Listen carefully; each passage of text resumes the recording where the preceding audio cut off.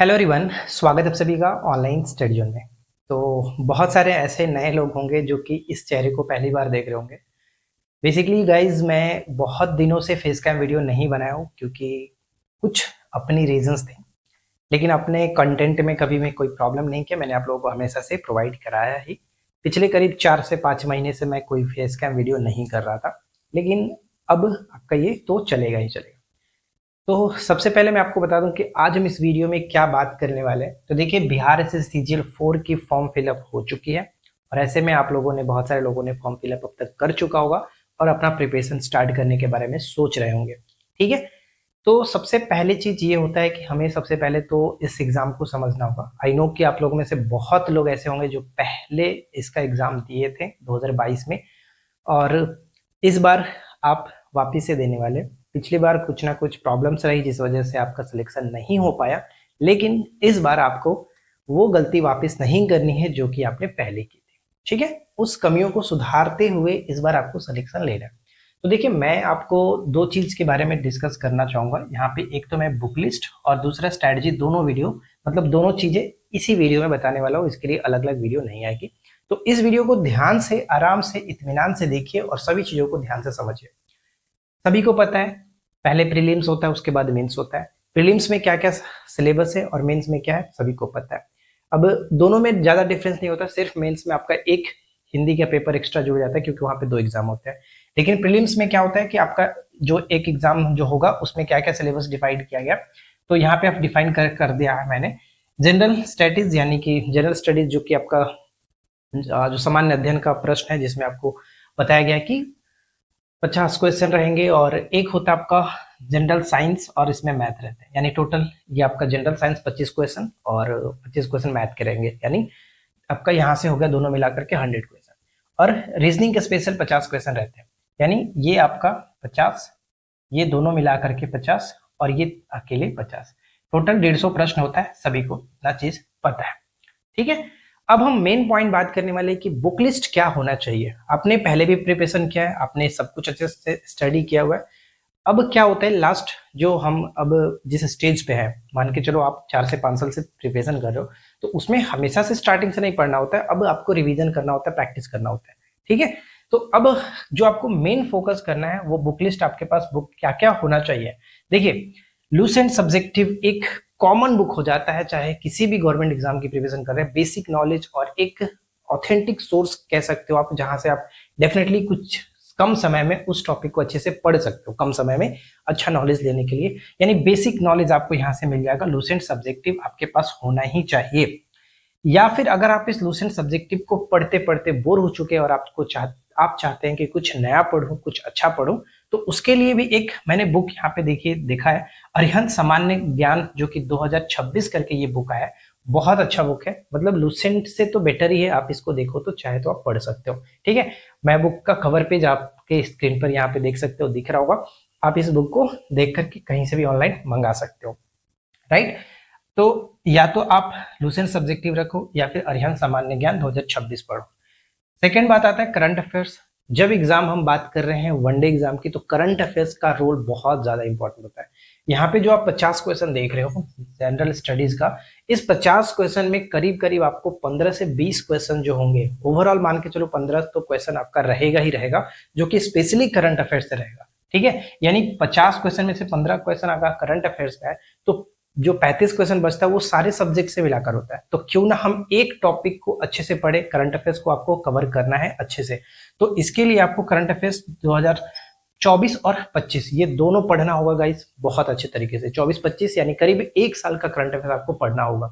अभी क्या चल रहा है, अभी मान के चलो कि सितंबर चल रहा है, तो पिछले सितंबर 2024 से सितंबर 2025 तक का करंट अफेयर्स रेडी करना है। चाहे एग्जाम जब भी हो, आपको एक साल का करंट अफेयर्स रेडी करके चलना है।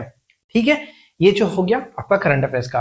करंट अफेयर्स की चीजें मैं आपको प्रोवाइड कराऊंगा क्योंकि इस बार हम लोग सीजीएल 4 को बहुत ही बेहतरीन तरीके से कवर करेंगे। हर वो चीज का पढ़ेंगे जो कि आपके पेपर के लिए इंपॉर्टेंट है। तो कोई भी दिक्कत नहीं होगा आपको, कोई भी चीज ऐसा नहीं होगा जो कि एक्स्ट्रा अलग तरह से पढ़ना पड़ेगा। मैं सब कुछ प्रोवाइड कराऊंगा, बस आपको हमारे साथ बने रहना है।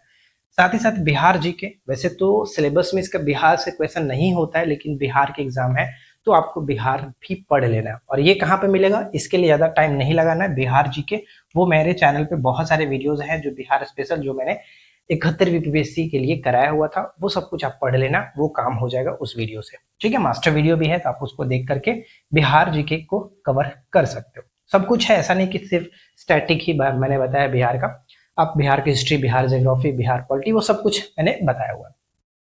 इन सब के अलावा भी आपके पास ये नॉलेज होना चाहिए एनसीईआरटी बुक का 9 से लेकर के 12 तक का हिस्ट्री, सिविक्स और ज्योग्राफी, ये 3 बुक तो खास करके आप एनसीईआरटी का जरूर पढ़ें।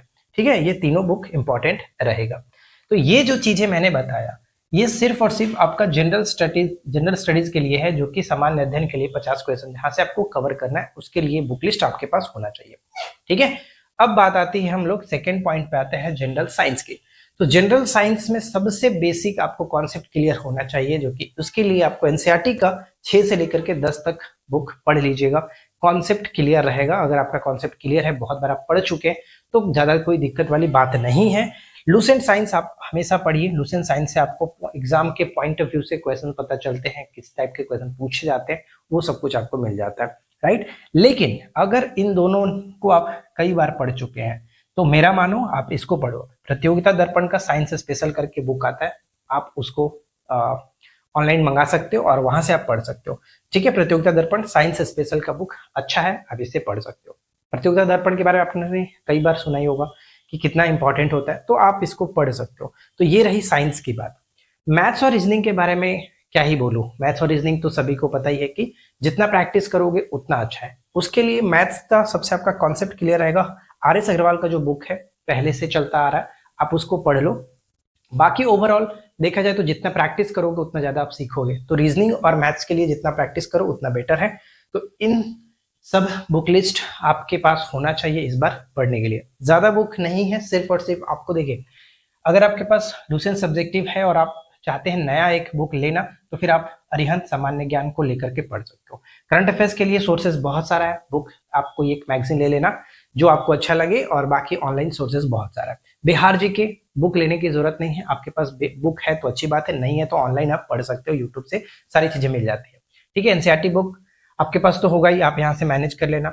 सेकेंड, जो साइंस की बात है, तो एनसीईआरटी का साइंस आप 6 से 10 ऑनलाइन भी डाउनलोड करके पढ़ सकते हो, लेकिन अगर आप बुक हो तो ज्यादा बेटर है। लुसेंट साइंस की अगर हम बात करें तो ये आपके पास ऑलरेडी होगा, मुझे बताने की जरूरत नहीं है। इसमें आपको सिर्फ एक बुक मंगाना पड़ेगा, प्रतियोगिता दर्पण का साइंस स्पेशल, आप इसे ऑनलाइन मंगा सकते हो, राइट। अब ये 2 चीज हो गया। मैथ्स के लिए मैंने आपको बता दिया क्या लेना है। अब ये रही आपकी पूरी बुक लिस्ट, आपके पास होना चाहिए। अब इसके अलावा हम बात करते हैं जो कि अपनी स्ट्रैटेजी क्या होना चाहिए। देखिए, प्रीलिम्स 150 क्वेश्चन का है, जो कि मेंस भी 150 क्वेश्चन का होता है। प्रीलिम्स सिर्फ और सिर्फ क्वालिफाइंग नेचर का होता है, आपको क्वालिफाई करना है, राइट।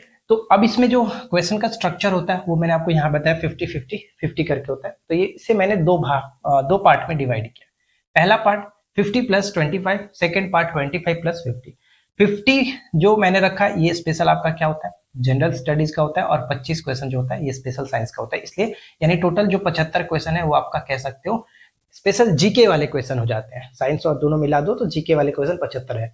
और यहाँ पे जो पार्ट बी है ये आपका स्पेशल कैलकुलेटिव हो गया, यानी कि रीजनिंग और मैथ्स के 25 क्वेश्चन स्पेशल मैथ के क्वेश्चन रहेंगे, और 50 क्वेश्चन आपका स्पेशल जो कि रीजनिंग का क्वेश्चन रहेगा। ये थोड़ा बहुत आगे पीछे हो जाता है तो उसमें कोई बड़ी बात नहीं है, लेकिन सिलेबस के अकॉर्डिंग आपका यही है, ठीक है।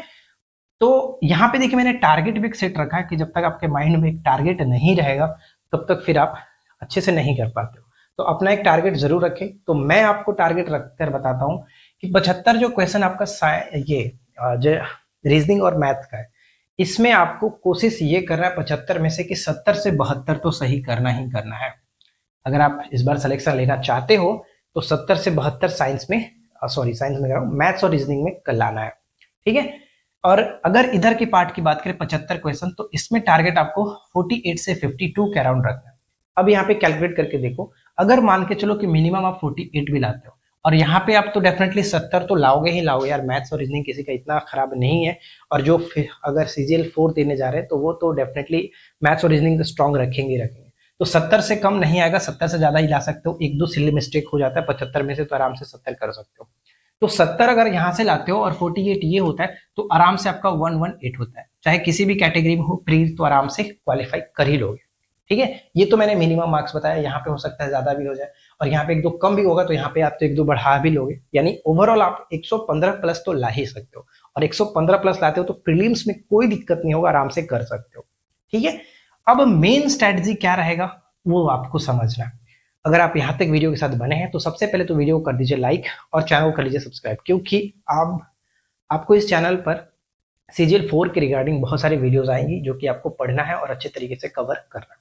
राइट, तो सबसे पहले मैं आपको बता दूं कि किसी भी एग्जाम को अगर आपको क्वालिफाई करना है तो सिर्फ और सिर्फ बुक लिस्ट बना लेने से और आपके पास बुक होने से, पढ़ने से क्वालिफाई नहीं कर सकते हो। उसके लिए होता है प्रैक्टिस इज द किंग, सभी को पता है प्रैक्टिस इज द किंग। तो इसका मतलब ये हुआ कि जितना प्रैक्टिस हो सके उतना प्रैक्टिस करिए, जितना प्रैक्टिस आप करना चाहो उतना प्रैक्टिस करो। ठीक है, बहुत इंपॉर्टेंट ये चीज होता है प्रैक्टिस, तो प्रैक्टिस करिए।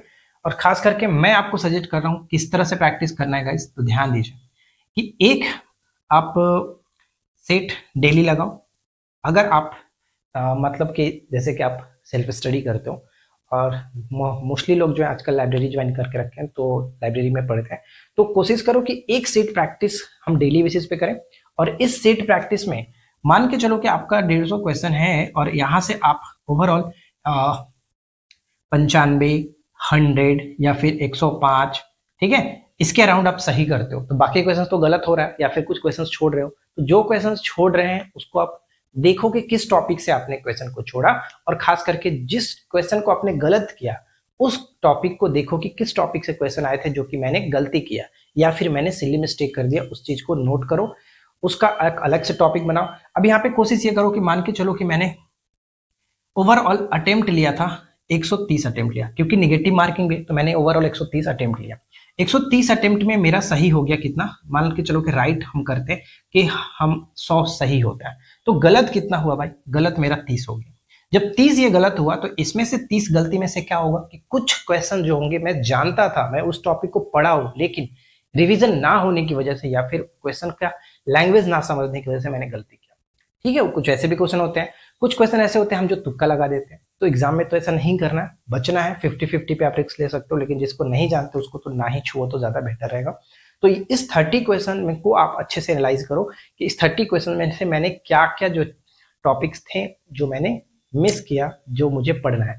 तो कोशिश करो कि डेली बेसिस पर कम से कम तो 5 टॉपिक यार अपने से निकालो, 5 टॉपिक खुद से निकालो इस 30 क्वेश्चन में से जो आपने गलती किया, तब जाकर के आप अच्छे तरीके से पढ़ पाओगे। इससे कहते हैं अच्छे से एनालिसिस करना। मान लो 5 टॉपिक आप निकालते हो, कोई भी 5 टॉपिक आप ले लो, वैसे उसमें बहुत सारे टॉपिक हो सकते हैं लेकिन बस 5 ही टॉपिक निकालो, क्योंकि एक ही दिन आपको पूरा नहीं पढ़ लेना, 5 टॉपिक निकाल लो।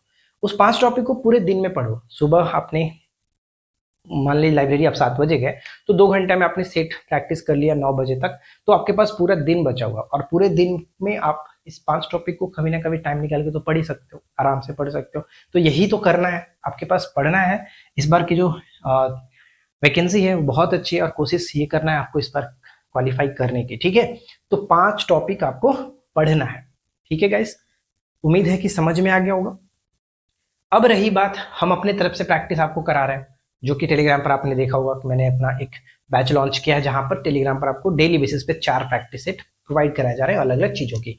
तो इस 4 प्रैक्टिस सेट को आप सॉल्व करो, उसके क्वेश्चंस को पढ़ो, क्वेश्चन को लिखो, ध्यान में रखो, याद करो, जितना हो सके उतना, ये आपके लिए बेटर रहेगा।